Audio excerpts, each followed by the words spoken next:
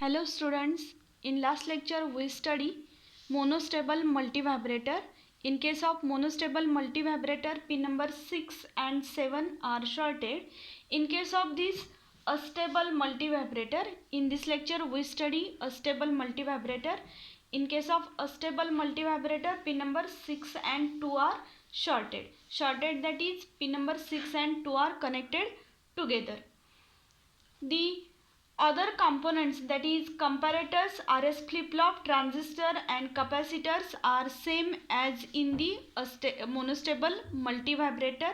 As we study that when Q is equal to 1, transistor saturate, capacitor discharges. When Q is equal to 0, transistor cut off and capacitor charges. These conditions are used in also a stable multivibrator. The upper comparator gives high output when pin number 6, that is threshold, is greater than pin number 5. Lower comparator gives high output when trigger, that is pin number 2, is less than 1/3 VCC. हे सगळं last लेक्चरमध्ये आपण बघितलं आहे. Upper comparator हाय output देतो, त्यानंतर flip-flop set होतो आणि ट्रान्झिस्टर सॅच्युरेट होतो आणि कॅपॅसिटर डिस्चार्ज होतो. दुसरी कंडिशन काय, लोअर कंपॅरेटरनी हाय आउटपुट दिल्यानंतर आर हाय होतो, आर एस फ्लिपफ्लॉप रिसेट होतो, क्यू बार 1 होतो आणि क्यू काय होतो 0. ह्या कंडिशनला ट्रान्झिस्टर काय होतो कट ऑफ आणि कॅपॅसिटर चार्ज होतो. ह्या सगळ्या कंडिशन्स आपल्याला इथं अस्टेबल मल्टीव्हायब्रेटरमध्ये यूज करायचे. Now start the working of this astable multivibrator. When the power supply is turned on, that is supply voltage is given to this IC 555, when supply is on and Q is equal to 0, supply on असेल, Q 0 असेल, तर हा transistor काय होणार आहे, transistor cut of and capacitor charges as shown in this waveform. 1/3 VCC ला आता power supply on केल्यानंतर ट्रान्झिस्टर काय झाला कट ऑफ झाला आणि इथं हा कॅपॅसिटर काय झालाय चार्ज व्हायला सुरुवात होती. कॅपॅसिटर चार्ज होतो म्हणजेच काय, त्याच्या अक्रॉसचं व्होल्टेज काय होतंय इन्क्रीज होत जात. As the voltage across this capacitor increases, the threshold voltage across this pin number 6 is increases. म्हणजे हा जो पिन नंबर 6 आणि 2 काय शॉर्ट आहेत, त्यामुळं कॅपॅसिटरच्या अक्रॉसचं व्होल्टेज इन्क्रीज झाल्यामुळं काय होतं, pin number 6, that is threshold voltage also increases. Threshold voltage increase होत असताना when it is reaches to the 2/3 VCC, हा कॅपॅसिटर चार्ज होत असताना त्याचं व्होल्टेज इन्क्रीज झाल्यानंतर when it reaches to the 2/3 VCC, then upper comparator gives the high output. This makes the RS flip-flop set, that is Q is equal to 1. When Q is equal to 1, the base of transistor becomes high and transistor saturates.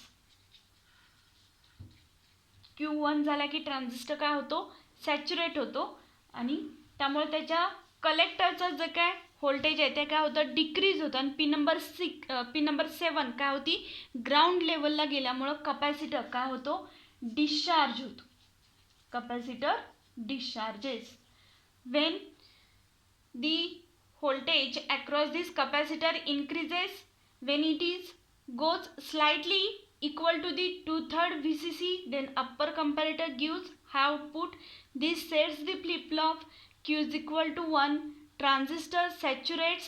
This makes the pin number 7 to the ground level and because of this capacitor discharges, that is the voltage across this capacitor decreases. When this decreasing voltage reaches to the 1/3 VCC, ह्या कॅपॅसिटरच्या अक्रॉसचं voltage decrease होऊन कुठं जाणार आहे ते across to 1/3 VCC. 1/3 VCC कुठे आपला pin number 2 काय ट्रिगर आहे, पिन नंबर 2 आणि 6 आता काय शॉर्ट आहेत आणि हा जो काय पॉझिटिव्ह टर्मिनल आहे लोअर कंपॅरेटरचा, तिथं किती रेफरन्स व्होल्टेज असतो तर 1/3 VCC असतो. मग जेव्हा कॅपॅसिटर डिस्चार्ज होतो त्याच्या अक्रॉसचं व्होल्टेज डिक्रीज होतं and it reaches to the 1/3 VCC, then lower comparator gives high output which resets the flip-flop. Q bar is equal to 1, Q is equal to 0, then then transistor cut off and capacitor charges. This charging and discharging of capacitor gives us the rectangular clock pulse at the output, that is at the pin number 3 as shown in these waveforms. ह्या charging time period जो काय त्याला काय म्हटलं जातं W, on time, आणि ह्या discharging time plus on time, that is on time plus of time is known as total time period T. This is the working of this stable multivibrator. Because of the transistor cut off or saturate capacitor charges and discharges, this charging and discharging of capacitor is continuous. Therefore at the output we get a continuous train of clock pulses. Because of this stable multivibrator is also known as free running multivibrator. तो continuous clock pulses देत राहतो म्हणून त्याला काय म्हटलं जातं, free running multivibrator. As in monostable multivibrator जेव्हा आपण एक ट्रिगर पल्स देतो तेव्हा आउटपुटला एक सिंगल आपल्याला काय मिळते, क्लॉक पल्स मिळते, म्हणून त्याला काय म्हणतो आपण, मोनोस्टेबल मल्टीव्हायब्रेटर. मोनो एकच काय असतं त्यामध्ये आउटपुट पल्स आपल्याला मिळते. अस्टेबलमध्ये काय मिळतं आपल्याला, continuous clock pulses 6 and 2 short केल्यामुळं कॅपॅसिटर चार्ज आणि डिस्चार्ज कंटिन्युअसली होत राहतो, म्हणून त्याला काय म्हटलं जातं, फ्री रनिंग मल्टीव्हायब्रेटर. मग हा ऑन टाइम म्हणजे काय असतो W, आणि ऑन प्लस ऑफ काय, टोटल टाइम पिरियड T. मग इथलं जे काय duty cycle D is given by W by T. W is the on time and T is the total time period T, on plus off. आणि हा जो काय W किंवा D जो काय आहे ड्युटी सायकल, तो कशावरती डिपेंडंट असतो, depends on this RA and RB. When capacitor charges, it charges through RA and RB, and when it discharges through RB. Therefore charging time constant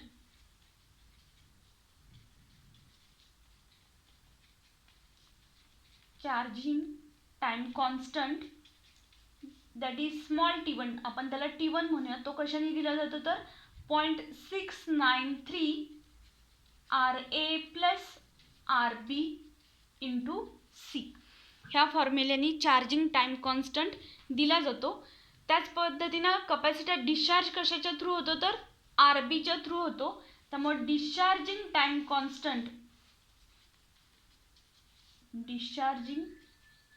constant T2 is given by 0.693 RB into C. And this charging time and discharging time gives the duty cycle. Again duty cycle D is given by RA plus RB divided by RA plus 2RB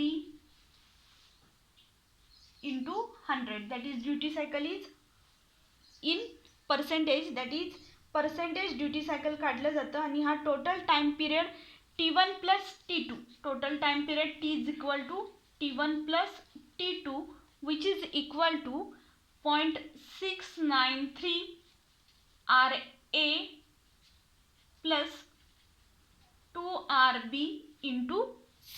हा total time period T दिला जातो. Duty cycle D depends on the values of RA, RB, and the charging and discharging time constants are depends on RA, RB and C. And the output frequency of this multivibrator is given by F is equal to 1.44 RA plus 2RB into C. ही जी काय output frequency, हिला free running frequency असंही म्हटलं जातं. ती output frequency कशावरती depend असते, again RA, RB and C, which is given by 1.44 divided by RA plus 2RB into C. These are the equations for duty cycle, charging time constant T1, discharging time constant T2 and frequency F. ह्या सगळ्या एक्झाम्पल्सवरती म्हणजे फॉर्म्युलाजवरती examples येतात आपल्याला board question पेपरमध्ये. 4 मार्कांच्यासाठी examples येतात. नोट्समध्ये तुम्हाला ते एक्झाम्पल्स लिहून दिलेले आहेत. ह्या फॉर्म्युल्यामध्ये RA RB आणि Cच्या व्हॅल्यूज घालून इक्वेशन्स सोडवता येतात. The duty cycle depends on time and off time. When the charging and discharging time constants are equal then the duty cycle is 50%. म्हणजे चार्जिंग आणि डिस्चार्जिंग टाईम इक्वल असतील तेव्हा हा duty cycle किती असतो तर 50% असतो. आणि जर का ते इक्वल नसतील, if the charging time is longer than the discharging time then the output is not symmetrical. That is ह्या वेवफॉर्ममध्ये जसं दाखवलं आहे सिमेट्रिकल म्हणजे काय, इथं ऑन टाईम आणि ऑफ टाईम इक्वल नाही आहे, म्हणजे ही पल्स कसली आहे तर असिमेट्रिकल आहे. आणि सिमेट्रिकल कशाला म्हटलं जातं, when the on time is equal to the off time. एक वेवफॉर्म काढूया आपण. इथं काय आहे, हा ऑन टाईम आपण T1 म्हणूया आणि हा T2 इक्वल दिसत, म्हणजे ही पल्स कसली झाली तर सिमेट्रिकल झाली. आणि जी आधी आपण दाखवली ती काय असिमेट्रिकल आहे, म्हणजे charging time is longer than the discharging time. हा अस्टेबल मल्टी व्हायब्रेटर कुठे यूज केला जातो तर continuous train of clock pulses ज्या ॲप्लिकेशन्समध्ये यूज केल्या जातात तिथं अस्टेबल मल्टी व्हायब्रेटर यूज केला जातो. Like PAM that is pulse amplitude modulation, PPM pulse position modulation, then FSK frequency shift keying. This FSK is used in the communication systems for use of modem. Modem ऐकले का, modem कशासाठी use करतो आपण, internet कनेक्शनसाठी use केला जातो. Modem is the combination of modulator and demodulator. मग ह्या FSKमध्ये काय यूज केला जातो तर हा अस्टेबल मल्टी व्हायब्रेटर यूज केला जातो. मग तेच नेक्स्ट ॲप्लिकेशन कुठलं बघायचं आपल्याला, FSK शिफ्ट किंग बघायचं आहे. आत्ता आपण काय बघितलं, अस्टेबल मल्टी व्हायब्रेटर. ही जी काय सर्किट डायग्राम दाखवले त्यामध्ये काय फक्त एक्सटर्नल कॉम्पोनंट्स दाखवलेले आहेत, इंटरनल ब्लॉक डायग्राम नाही आहे. त्यामध्ये काय pin number 6 and 2 shorted, pin number 7 कुठे आहे RA आणि RBच्या मध्ये कनेक्ट केलेलं आहे. पिन नंबर 5 काय केले 0.01 मायक्रोफॅरेड कपॅसिटरच्या थ्रू ग्राउंड लेवलला बायपास केलेले. हा कपॅसिटर इथं का यूज केला जातो, to avoid the noise filter, noise triggering जे काय असेल ते अवॉइड केलं जातं किंवा नॉईज फिल्टर केला जातो through this capacitor to the ground level. This is the pin number 4 and 8 which are given to the plus VCC. Pin number 4 VCCला काय अप्लाय केली जाते, ती जर का ग्राउंड लेवलला असेल तर IC काय होतो वर्किंगपासून थांबतो. त्यामुळे नॉर्मली पिन नंबर 4 कुठं कनेक्ट केली जाते तर प्लस VCCला कनेक्ट केली जाते. एक्झाममध्ये ह्या दोन्हीतली कोणतीही एक सर्किट डायग्राम काढली तरी चालेल. 4 मार्कांना अस्टेबल मल्टी व्हायब्रेटर विचारलं जातो. ह्यामध्ये 2 मार्कांना असणारे तुम्हाला सर्किट डायग्राम, 1 मार्काला वेवफॉर्म्स आउटपुट वेवफॉर्म्स दाखवायचे आहेत आणि 2 मार्कांना explanation working of this astable and all of this formulae, duty cycle, charging time, discharging time and frequency हे फॉर्म्युलेज लिहायचे आहेत. प्लस आणखीन ह्या फॉर्म्युलेजवरती काय आपल्याला एक्झाम्पल्स 4 किंवा 3 मार्कांना येतात. This is the astable multivibrator. आत्ताच आपण बघितलं ॲप्लिकेशन्स कोणते, त्याचे pulse amplitude modulation, pulse position modulation, frequency shift keying. Next आपल्याला बघायचं आहे आत्ता frequency shift keying modulator. The FSK generator is constructed by the astable multivibrator by using IC 555 in wireless communication. Wireless कम्युनिकेशनमध्ये हा IC 555 FSK जनरेटरसाठी यूज केला जातो. नॉर्मली वायरलेस कम्युनिकेशनमध्ये बायनरी डेटा ट्रान्समिट केला जातो by means of the carrier frequency. आणि ह्या कॅरियर फ्रिक्वेन्सीज 2 टाईपच्या असतात. बायनरी डेटा असेल म्हणजे तो काय असणार आहे, एकतर लॉजिक 1 किंवा लॉजिक 0 असेल.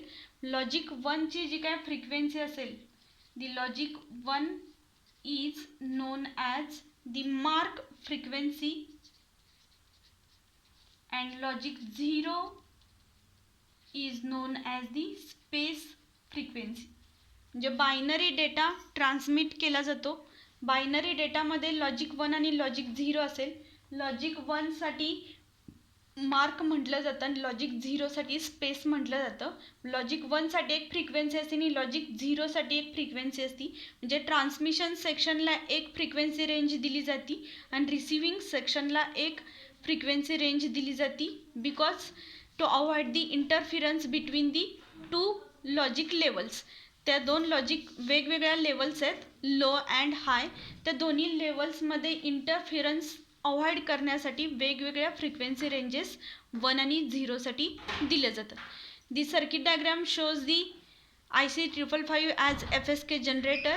In this, supply voltage Vs is given as binary data, that is in the form of 0 and 1. These are given to the base of a PNP transistor. Then this IC555 is in the mode of astable multivibrator, that is pin number 6 and 2 are shorted. Pin number 7 is given to the collector of this PNP transistor. Then pin number 5 is connected to the ground by the 0.01 microfarad capacitor. Then pin number 3 is the output and pin number 4 and 8 are connected to the plus VCC. मग आता आपण बघितलं दोन logic levels कोणत्या 1 आणि 0.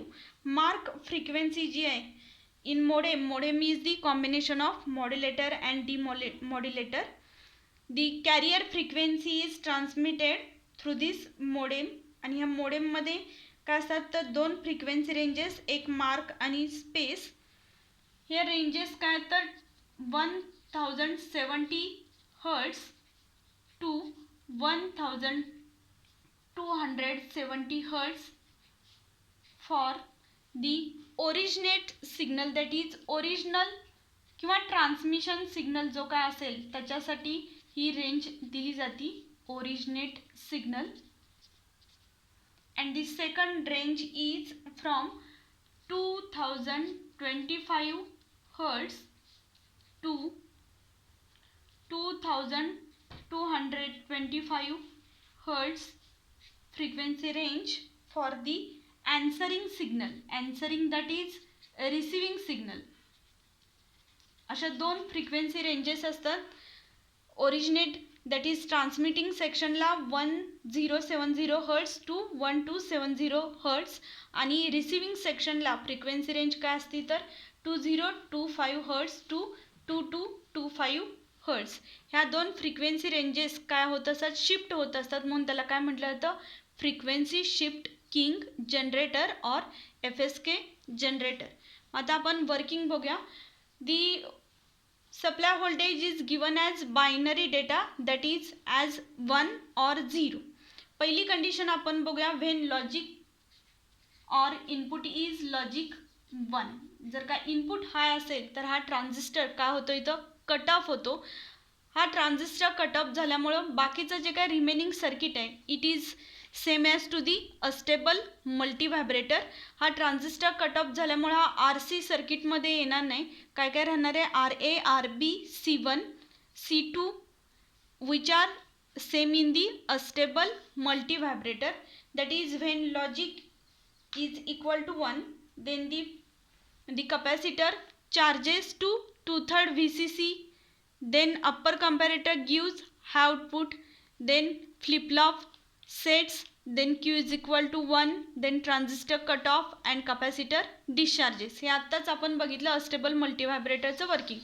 काय होतं, जर का लॉजिक 1 असेल तर तो ट्रान्झिस्टर काय होणार आहे, सॅच्युरेट होतो आणि कॅपॅसिटर डिस्चार्ज होतो. तो डिस्चार्ज कुठंपर्यंत होतो, 1/3 VCCला. 1/3 VCCला डिस्चार्ज झाला की फ्लिपफ्लॉप काय होतो, रिसेट होतो.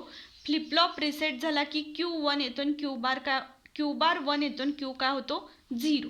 Q0 आला की ट्रान्झिस्टर काय होणार आहे, अगेन कट ऑफ होणार आहे आणि कॅपॅसिटर काय होतो, डिस्चार्ज होतो.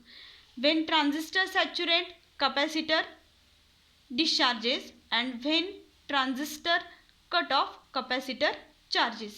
आणि हे चार्जिंग आणि डिस्चार्जिंगमुळे आपल्याला आउटपुट फ्रिक्वेन्सी जी आहे, मागच्या अस्टेबलमध्ये काय बघितलं आपण, काय असतो output frequency 1.44 divided by RA plus 2RB into C, which is equal to 1 to hertz. म्हणजे काय, RA, RB आणि C असे सिलेक्ट केले जातात की आउटपुट फ्रिक्वेन्सी किती येते 1270 हर्ट्स. हे एक लॉजिक बघितलं आपण. काय बघितलं, logic 1 is equal to, when logic is equal to 1 then transistor cut off, then the IC works as normal stable multivibrator, that is when logic 1 then capacitor saturate, when logic is equal to 1 then transistor saturate, capacitor discharges, it discharges to 1/3 VCC, and again the lower comparator gives high output which is R is equal to 1. therefore Q is equal to 0. Q 0 आला की capacitor काय होतो, transistor काय होतो, cut off होतो. Transistor cut of झाला की capacitor charge होतो. आणि ही जी काय फ्रिक्वेन्सी, आउटपुट फ्रिक्वेन्सी ती किती दिली जाते 1.44 divided by RA plus 2RB into C. The values of RA and RB and C are so selected that is output frequency is equal to 1270 Hz. Then second condition is logic 0. When logic is equal to 0, हा input कुठे असेल 0 ला असेल तेव्हा हा PNP transistor काय होणार आहे, टर्न ऑन होणार आहे. Because of this transistor saturates the RA and RC resistors are coming across with each other, that is RC and RA are parallel with each other. मग ह्या कंडिशनला जी output frequency FO is equal to काय दिली जाते 1.44 RA parallel RC plus 2RB into C which is equal to 1070 Hz. That is RA, RC, RB and C are so selected that is output frequency is equal to 1070 Hz. जे change काय झाला, जेव्हा transistor turn on होतो तेव्हा RC आणि RA काय होतात, पॅरललमध्ये येतात. आणि तेव्हा कपॅसिटर काय होतो, चार्ज कशाच्या थ्रू होतो, RA, RB आणि Cच्या थ्रू तो चार्जिंग होणार आहे. डिस्चार्ज कशाच्या थ्रू होतो, तो RBच्या थ्रू डिस्चार्ज होतो. हे लास्ट अस्टेबल मल्टीव्हायब्रेटरमध्ये बघितले आपण. मग ह्या दोन्ही ज्या काय फ्रिक्वेन्सीज आहेत, mark frequency and space frequency, ह्या दोन्हीतला डिफरन्स किती आहे तर 2000 हर्ट्स आहे. आणि ही जी काय 2000 हर्ट्स फ्रिक्वेन्सी आहे तिला काय म्हटलं जातं तर फ्रिक्वेन्सी ड्रिफ्ट म्हटलं जातं. The frequency drift for FSK generator is 200 Hz. This is the FSK generator. In FSK generator, the astable multivibrator is used. The FSK generator is used to shifting the two frequency ranges from the transmitter section to the receiver section. In this, there are two logic levels. Logic 1 is known as mark frequency and logic 0 is known as space frequency. For the transmission section, there is the range of 1070 Hz to 1270 Hz, and for the receiving section, it is 2025 Hz to 2225 Hz. ह्या दोन frequencies मध्ये shifting केलं जातं म्हणून त्याला काय म्हटलं जातं, फ्रिक्वेन्सी शिफ्ट किंग. लॉजिक 1 असेल तर ट्रान्झिस्टर काय होतो, कट ऑफ राहतो. त्या कंडिशनला आउटपुट फ्रिक्वेन्सी काय मिळते 1.44 divided by RA plus 2RB into C. आणि लॉजिक 0 असेल तर ट्रान्झिस्टर काय होतो, टर्न ऑन होतो. ह्या कंडिशनला RA आणि RB काय होतात, अक्रॉस विथ इच अदर येतात, म्हणजेच पॅरललमध्ये येतात. मग तेव्हाची जी काय फ्रिक्वेन्सी आहे ती किती असते 1.44 divided by RA parallel RC plus 2RB into C. The difference between these two frequencies is 200 Hz, which is known as frequency drift. The question in the board question paper is asked as explain the IC 555 as FSK generator with circuit diagram. Circuit diagram साठी आपल्याला 1.5 mark असणार आहे आणि logic 1 साठी 1 mark असेल. Logic 0 साठी काय असणार आहे, 1 मार्क असणार आहे. जे दोन्ही मध्ये मिळून काय होईल 1.5 मार्क येणार आहे आपल्याला. आणि 1.5 मार्क कुठं असणार आहे, सर्किट डायग्रॅमला असणार आहे. सर्किट डायग्रॅम आणि हे दोन्ही इक्वेशन्स महत्त्वाचे आहेत. हे इक्वेशनसाठी परत तिथं अर्धा मार्क असणार आहे. लॉजिक 1साठी काय लिहिणार आहे तुम्ही, 1 आणि हे दोन्ही इक्वेशन्स असतील तर अर्धा मार्क दिला जाईल. हे झालं FSK जनरेटर. ह्या चॅप्टरमध्ये आपण block diagram of IC 555, then monostable multivibrator, then astable multivibrator and FSK generator हे बघितलेले आहेत. नेक्स्ट ह्या चॅप्टरमध्ये काय आहे तर pin connection of IC 741. The IC 741 is the opamp IC.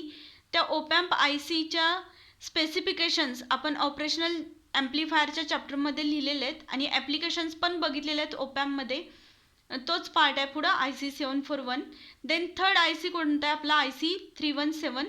IC 317 काय आहे तर व्हेरिएबल व्होल्टेज रेग्युलेटर आहे. हा व्हेरिएबल व्होल्टेज रेग्युलेटर आपण पॉवर सप्लाय चॅप्टरमध्ये बघितलेलं आहे. त्याची सर्किट डायग्रॅम, देन स्पेसिफिकेशन्स आणि ॲप्लिकेशन्स त्या पॉवर सप्लाय चॅप्टरमध्ये बघितलेले आहेत. मग इथं हा आपला IC 555 जो तुम्हाला 12 मार्कांना बोर्ड क्वेश्चन पेपरमध्ये आहे तो संपलेला आहे. नेक्स्ट लेक्चरला आपण नेक्स्ट चॅप्टर सुरू करूया. थँक्यू.